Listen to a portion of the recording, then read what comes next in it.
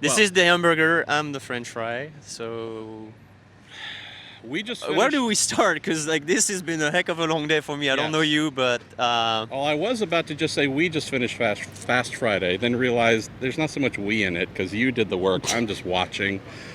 I can tell you this, and this might be a more serious show today than usual, but there's a reason. Throughout this day that had a break for thunder and weather and concerns, we had a big crash with Kyle Kaiser. We'll get to that in a minute. But throughout the day when cars were on track, we had both high humidity and kind of high heat. Things cooled down a little bit towards the end. A lot of changing conditions. We had teams trying to go as fast as possible to get ready, find setups for qualifying tomorrow and Sunday.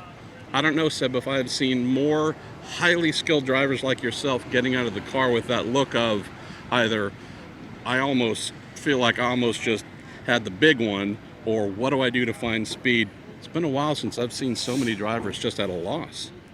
yeah, I think honestly, I really feel like all the teams are pushing it really hard. You look at the speeds, and it's never been that tight. Like the no-toe speeds, and you see a bit more discrepancy on overall speeds, but man, it comes back to what we talked about earlier. Pretty much all week. Just the car is super sensitive to conditions, and today the wind was not super strong, and it already was monster hard. As soon as it was getting gusty, it was a tailwind going into one. I mean, I don't know. Maybe it's just me. Obviously, last time I disregarded signals from the car in turn one, I ended up upside down on fire in turn two. So for me, for sure, it's hard. Like it's just a mind game more than anything, and I'm fighting my own demons. But I mean, dude, just all day, it's been like, no, no, I don't like it. I don't feel it. I'm not trusting it. And where And and where that's fascinating though is on the no toe report.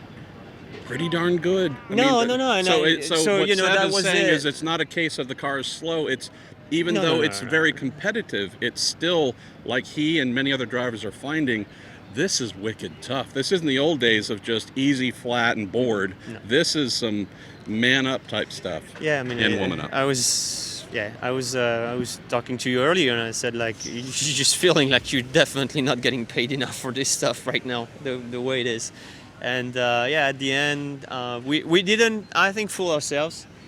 We still did our, I'd say strongest run for what we've done, because there's always like engine in it, and the engine mapping, and Honda's done a really good job, and I think we got some left in the bank for tomorrow on that last run, and that was like a 28.9 no-toe, fairly consistent, other than the last lap where I made a mistake. I didn't hit an apex, so I backed off, but yeah, just it's the same every year since the crash. I get to like the end of the day after screwing around and making the guys just like work their tails off trying to fix that floaty feeling of the car going into the corners.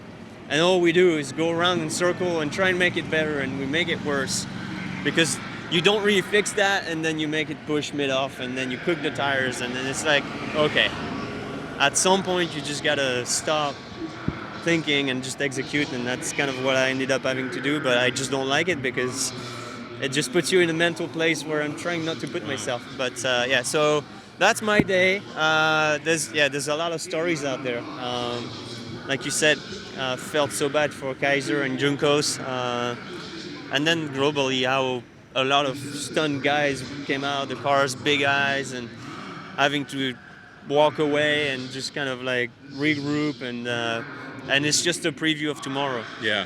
because tomorrow it's supposed to be same heat, sunny, so a heck of a lot hotter track temperature. It was already 118 when I did that run at the end, so it's high. And I'm guessing with that black stuff they put on the track, it's probably gonna get in the 130. And then windy, like proper windy, and getting stronger winds through the day. So the draw is gonna be super important. I mean, I think if we thought it was tough today, it might get wicked tomorrow. Connor Daly ended up getting a giant tow, 231.7 miles an hour to go fastest overall late in the day. Ed Jones fastest among the no tows. We had two Chevys. up front for the no-toes, 2 Hondas right behind them, something like that. So pretty darn close there. Any thoughts on whether top 9 could be something you feel comfortable you might be able to do?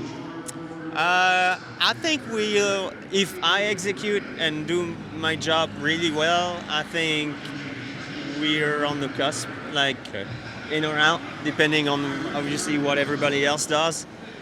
But it's as tight as it is, it's not going to take much to be like in or 20 something.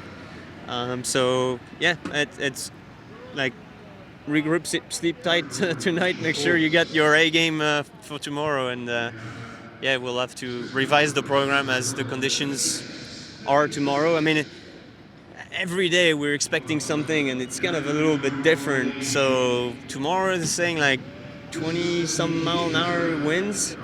Man, if it comes down to this today, I think we've seen 10. Yeah. And it got that's really real. bad. So if it turns real, it could be a real issue. So we're gonna see. Let's close on this. The McLaren team got up to speed a little bit later here in the day. I believe Fernando was something like 32nd-ish, whatever, on the no-toe. Technically in if we were going by today's speeds, but not comfortably. We had a couple cars, Hanley, Pato Ward, a few others some who were, there are definite some concerns about who might be able to make the field of 33.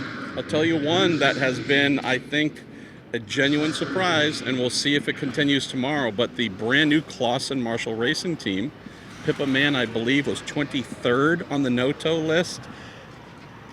That's phenomenal. Yeah, no, I mean, knowing how I far they honestly, have to come. hats off. She's done a great job all week. Honestly, she's kept a low profile and everything. But A team, again, a USAC dirt Yeah. racing team coming here. They've got some IndyCar veterans, don't get me wrong, but I don't even know how you do that. Like, Yeah. honest to God, like when I see the level of preparation, how much Craig, puts into this, and the rest of the team, and like to be able to just like pull off a program like this and be competitive, like they are.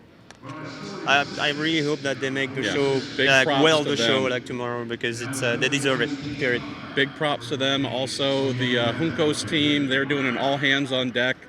Their IMSA mechanics, their road to Indy mechanics all jumped in to try and help get spare car ready, another one-car team.